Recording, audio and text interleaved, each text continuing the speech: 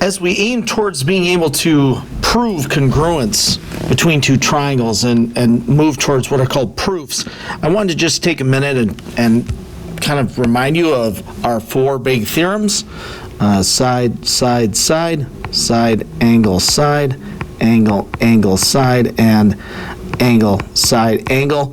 These are the four big ways you can prove that two triangles are congruent. Remember, this ensures that these four things ensure that the triangles are the same. There's no other way to draw a triangle if they have three pairs, two triangles have three pairs of congruent sides, or two congruent sides with a included angle, or two congruent angles with another side that is known. The other one that's for the special right triangle case is what's called hypotenuse leg. So in this, I wanted to just take a minute, remind you of a couple of theorems we've already talked about. You can see these first two, I just hand drew these, so pardon my maybe sometimes wavy lines. These are meant to be triangles. We have two pairs of congruent angles, but then we also know, based on their sharing a side, that side that they share must be congruent.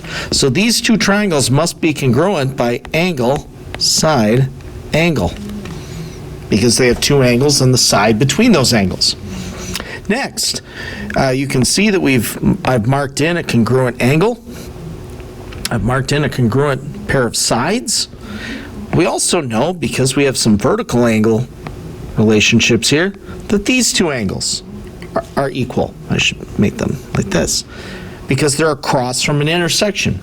So this is also angle, side, angle, where we have two congruent angles with the side between them.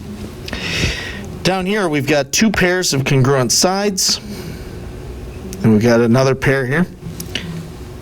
We can mark in that shared side is, I guess, congruent to itself.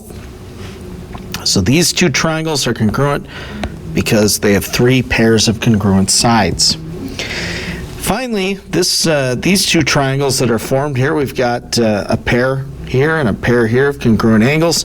We can mark in that shared side.